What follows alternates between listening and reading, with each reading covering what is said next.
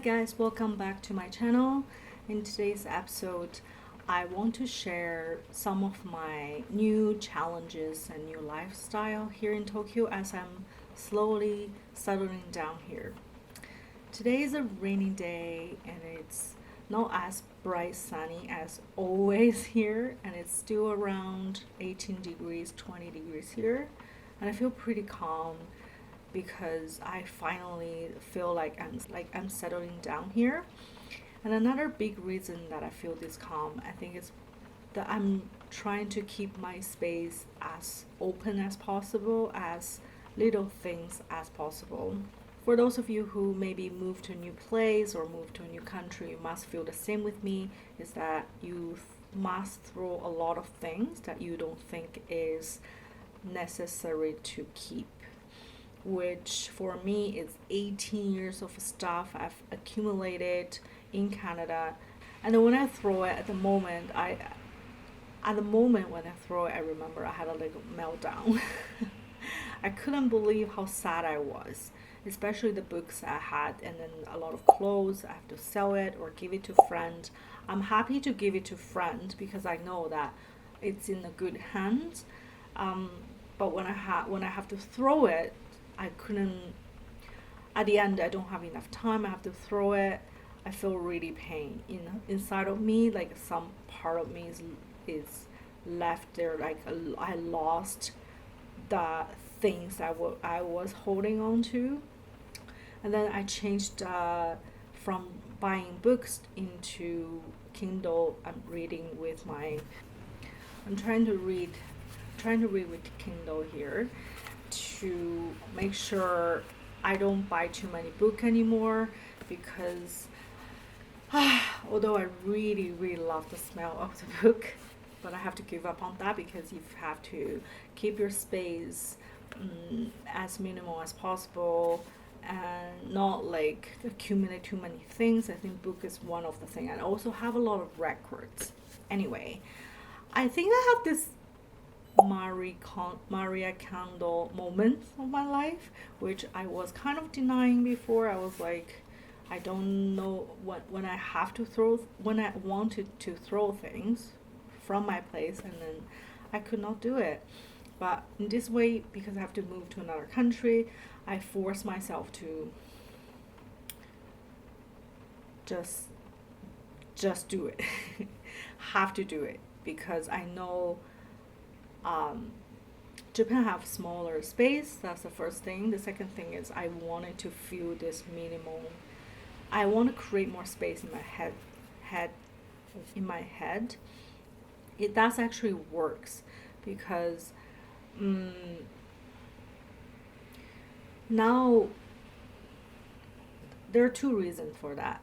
First of all, in Japan, it's not like when you're in Canada, I can throw things outside the house and people will pick it up right away. No matter what you throw, like a bed or table, books, and all kinds of stuff. Not in here. You can never throw things outside. Instead, you have to be very conscious of what you throw in. Every little bags that we have, especially around this Fusa area, I can show you the booklets that I have. Once I get my health card and settling here, they give me a huge booklet and calendars of things. How do I do recycle every day? We get this big recycling bins with different categories. You have to separate the paper with plastic and then rinse the plastic, dry it, and throw into those bags. Everyone does that, so you can't really deny. At the beginning, I was like really headache about this. I was like, how I'm gonna do this? I don't know if I can continue doing it. But actually, the fun part is once you start to do it, it feels very cleansing. It feels the process of doing it. I fall in love with it because you actually not throwing a bunch of garbage into a bin, and you are conscious about what you're buying, what you're throwing, and it gives you a really unconsciously gives you some mindset of being ethical. I think it's all about caring from little things. I I heard a lot in Canada about environmental issues and then recycling issues and how I love how Canadians really cares about the straw they're using, like don't throw plastic forks in the ocean, in the garbage. But those are just concept. When I actually throw garbage, you always choose the easier way. Like or not, that's how we do it. But the system here forced me to be conscious about what I throw, which I really love. And secondly, there are tons of secondhand shop in around this area. In Japan, actually in Tokyo, there are a lot of secondhand shop, vintage shop, especially around this area I live. There are a couple of small ones and there are big ones just like 10 minutes drive from here. So when I wanted to buy a piece of clothes, for example, this clothes I'm wearing right now, it's from the second shop and then it actually have tag on it, so nobody have wear it. You can dig some good stuff. It's almost like new. It's not expensive. Then you also notice that you're reusing the fashion, like to preventing big massive production in the future. I think a lot of brands are focusing on ethical fashion right now, not the fast fashion, more like slow fashion. So that's also something I didn't really care when I was in Canada. I love it, but financially, you feel like, do you really want to buy a piece of clothes for $300 and then use it for the rest of your life? Most of people don't because it, first of all, is very pricey and you love change. You like changes. You like new clothes, especially for us as content creator. We wanted to wear different kind of clothes whenever we're in front of camera. So that's one thing that I think is a great new lifestyle I'm in love with. And I'm also start to read some new books about ethical fashion, new books about environmental issues. I think those things are, I didn't expect I will care more because in my mind, Tokyo is like a busy city and always people love to do everything fast. Actually, it's not. I mean, maybe because I have the base of the mind that I spend a lot of time in Canada hearing people talk about it. Now I have more conscience when I actually do things. So, yeah, that's very cool. And the second thing I want to talk about is the big challenge I'm facing right now is that which I really love, is not really about the city itself. It's more as a content creator for this channel, I've always using avatar to talk with you guys, and using avatar is the best way to show the persona part of you. Like you're wearing a mask, nobody see your face. I can be silly, I can be funny, I can be the part of me that maybe not many people seen. I can be crazy because I know nobody see my face, which is really interesting. But now, because I'm in Tokyo, there are so many things I want to share with you guys through this channel. The things I experience, the things I see, the trip I'm going, and then people I'm meeting probably in the future, some interesting things through this Paris and Tokyo playlist. I actually had a little meltdown the other day because I feel like overexposed. I feel like I'm showing my face to the world, even though even though at this moment I don't have tons of followers. But is that something I want? Actually, the answer is yes. All I need to do is in the morning, I need to wake up early, write down all the thoughts I have in mind, and focus on what kind of value I can create through this channel, through this playlist. And I want to share things with everyone. Maybe at the beginning it can be a bit uncomfortable, like out of the comfort zone, but I already feel like I'm getting better. I remember the first time I showed my face, but that was like with a green screen and a lot of edit. That time I couldn't even speak one sentence fully. I have to speak one sentence for so many times and then cut the words, and I'm pretty sure it wasn't pleasant to watch.